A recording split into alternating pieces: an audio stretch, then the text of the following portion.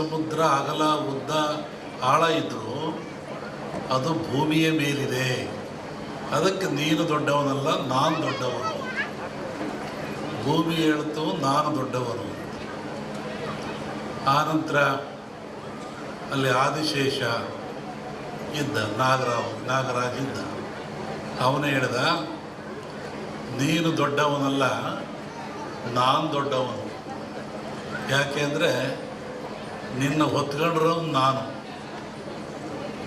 ಆದಿಶೇಷನ ತಲೆಯ ಮೇಲಿದೆ ಭೂಮಿ ಅಂತಾರೆ. ನೀನೇನು ದೊಡ್ಡವನಾಗ್ತೀಯ? ನಾನು ದೊಡ್ಡವನು, ನಿನ್ನ ಹೊತ್ಕೊಂಡಿದ್ದೀನಿ. ಆಮೇಲೆ ಪಾರ್ವತಿ ಹೇಳಿದ್ಲು, ನೀವ್ಯಾರೂ ದೊಡ್ಡವರಲ್ಲ, ನಾನು ದೊಡ್ಡವಳು. ನನ್ನ ಕಿರಿಬೆರಳ ಮೇಲೆ ಆದಿಶೇಷ ಇದ್ದಾನೆ.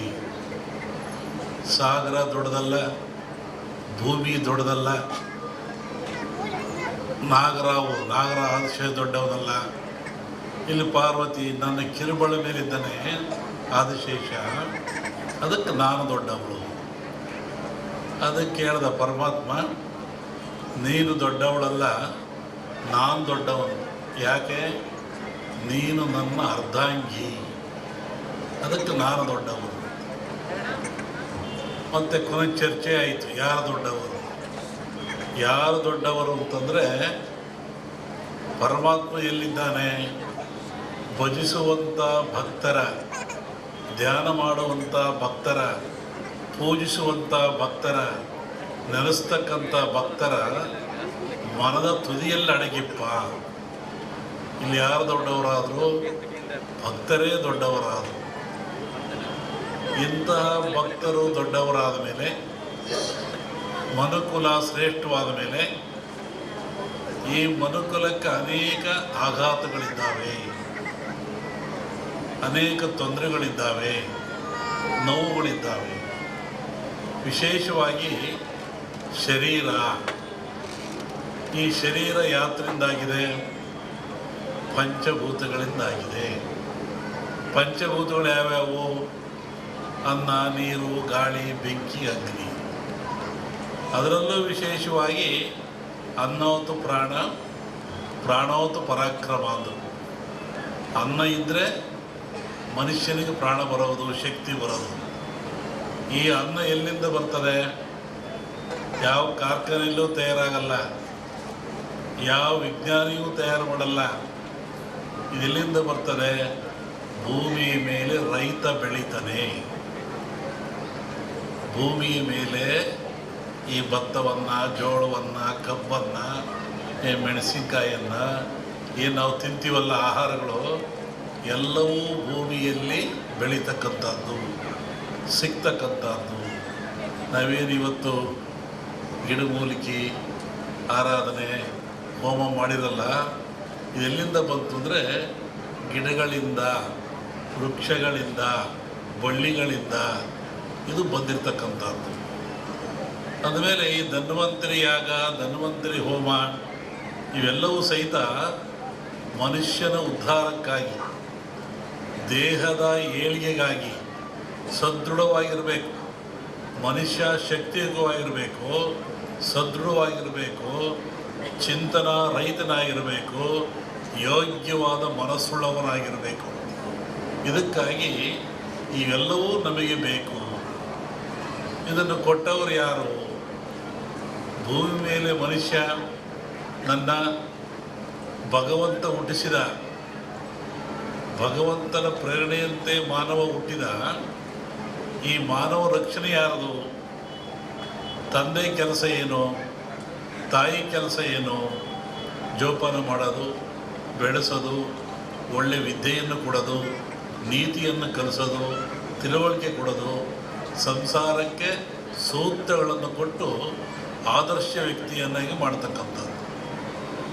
ಇಲ್ಲಿ ಭಗವಂತ ಮನುಷ್ಯರನ್ನು ಹುಟ್ಟಿಸಿದ ಮೇಲೆ ಅವನಿಗೆ ಬೇಕಾಗುವ ಎಲ್ಲ ಸವಲತ್ತುಗಳನ್ನು ಕೊಡಬೇಕು. ಅವನು ಯಾವ ಸವಲತ್ತು ಕೊಟ್ಟ? ವಿಶೇಷವಾಗಿ ಆಯುಷ್ಯು, ಆರೋಗ್ಯ. Wealth is lot, something is lot. Money is lot, something is lot. Health is lot, everything is lot. ಆರೋಗ್ಯ ಏನಾದರೂ ಕೆಟ್ಟರೆ ಎಲ್ಲವನ್ನೂ ಕಳ್ಕೊಳ್ತಾನೆ ಮನುಷ್ಯ. ಏನಿದ್ರೇನು, ಆರೋಗ್ಯ ಭಾಗ್ಯ ಇಲ್ಲದೆ ಹೋದರೆ ಆಯುಷ್ಯ ರೇಖೆ ಇದ್ದೇನು, ಸಂಪತ್ತು ರೇಖೆ ಇದ್ದೇನು. ಆರೋಗ್ಯ ಇಲ್ಲದವ್ರು ಏನು ಮಾಡ್ತಾನೆ? ಏನೂ ಮಾಡೋಕ್ಕಾಗಲ್ಲ. ಹಾಗಾಗಿ ಭಗವಂತನ ಪ್ರೇರಣೆ ಇಂತಹ ಗಿಡಮೂಲಿಕೆಗಳನ್ನು ಮನುಷ್ಯನಿಗೆ ವರವಾಗಿ ಕೊಟ್ಟ. ಇದನ್ನು ತಿಂದು ನೀನು ಉಪಯೋಗ ಮಾಡಿಕೊಂಡು ಸದೃಢವಾಗಿ ಬಾಳು, ಆರೋಗ್ಯವಂತನಾಗಿ ಬಾಳು, ಭೂಮಿಯ ಮೇಲೆ ಸದಾಕಾಲ ಇದ್ದು ಒಳ್ಳೆಯದನ್ನು ಮಾಡು ಅಂತೇಳಿ ಇಂತಹ ಗಿಡಮೂಲಿಕೆಗಳನ್ನು ಕೊಟ್ಟ ಭಗವಂತ. ಇದು ಇವುಗಳ ಹಿಂದೆ ಹೋಗ್ತದೆ. ಸಮುದ್ರ ಮಥನಾಯಿತು, ಇಲ್ಲಿ ಬರೆದಿದ್ದೀರಾ, ಸಮುದ್ರ ಮಥನಾಯಿತು. ಸಮುದ್ರ ಮತ ರಾಕ್ಷಸರು ದೇವತೆಗಳು ಆದೇಶ ಕಟ್ಟಿ ಹೇಳಿದ್ರು.